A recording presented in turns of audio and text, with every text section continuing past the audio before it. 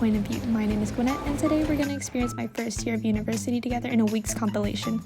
If you didn't know already, I'm a psychology major with a minor in biological sciences and working to try to get into my university's highly competitive dental hygiene program in my second year.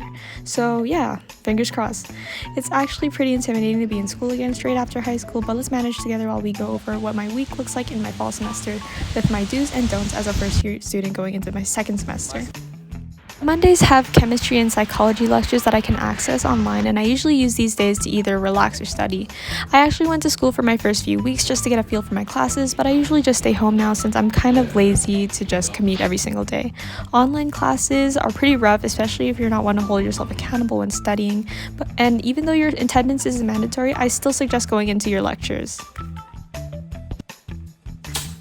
Okay, so going into Tuesdays, they're more of my difficult and longer days just because my biology and computer science classes don't have an online session for me to join. I actually did get a new computer for this semester since I'm working with Python and learning to code, but I get these assignments every week, which isn't exactly good for my stress levels, but slay, new computer with a touchscreen. Up until I took my biology final, I would have said biology was one of my easier subjects that I picked up on in university because I did biology IB in high school. And if you guys were there, you saw me going through bio IB twice, I think. But please do not ask me if I passed the IB exams because I wouldn't be taking university level biology if I did. Another thing that I could say as a must is to pick up your midterms because oh my god, I have not picked up any of my midterms. I've been relying on the online resources, and this is another do inside of another do. A university do, I would say, is a practical must to invest in a laptop, iPad, or whatever you think will help you succeed.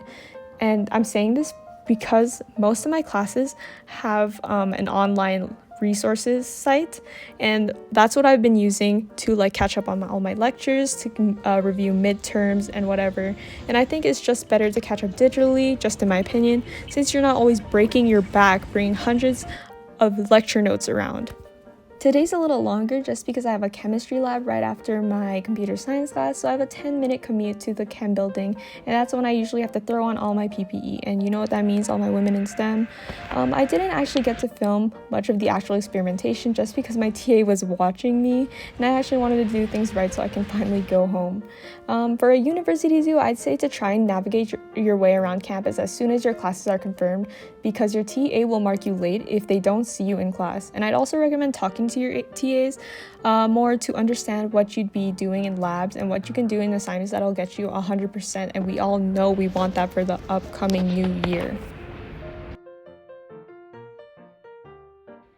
And welcome to the middle of the week, Wednesdays. I actually don't have to be here, but then again, it was still pretty early in the semester, and your girl was an eager little first year living stress-free and mostly acne-free.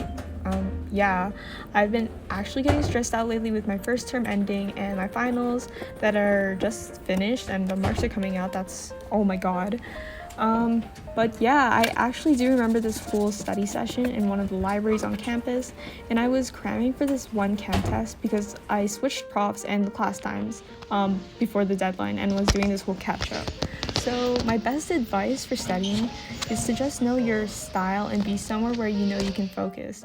Personally, I just chose the library because I know I can scare myself into being productive by seeing hundreds of other students being productive. Now on to Thursdays. They're my second least favorite days to attend because it's my second to last days to submit whatever computer science lab assignment that I would have due. And honestly, it reverts my brain chemistry to the it's just worth 3% mindset, and it would not have vibed with me back then when I was in high school. And I do have to attend these days just because I have a biology lab, and if I do not attend them, then I'll be super behind in my actual chemistry class, and they are for marks. So I guess that is why I do show up when I do. My TA, fun fact, likes to keep us hostage if we do not do our experiments right. But really, I'm just being super dramatic. He's actually super nice, and I'm just kind of getting this kind of PTSD because the first time that I did attend my labs for this class, I messed up and he made me and my lab partners do it again while everyone in our whole lab had already left. Like, what? But here's the thing. If there is one thing I would like to share about the science course labs at I guess just my university or any university in general, is just to take notes on everything you're doing down to the T, just because of lab reports. My TA specifically, I don't know about anyone else's, just wanted us to be super specific to reflect that we knew what we were doing instead of blindly following whatever instructions he gave us. So he made sure that we knew everything step by step, knew how to explain it, and knew like what we were doing to the bacteria or whatever we were working with that day. Finally, we're at the end of the week, which are Fridays, and some people actually might like them, but I chose the worst day to have a lab because I thought computer science labs might take super long, like my chem and bio labs, but I literally just come to school to be interviewed for like 10 minutes, then I go home. Please, and I mean because I was able to choose when to attend the classes I signed up for, please choose your times wisely and space them out accordingly to be able to have time for both yourself and your studies. If your schedule is pretty much set in stone, work out certain hours for yourself that'll benefit you and your studies. That's all for today's vlog. Thank you all so much for your love, support, and patience as I'm navigating through this whole new environment as a university student. I hope to see you all in the next vlog, and let me know what you'd like to see me do in 2023. I hope to see you all there, and Happy New Year!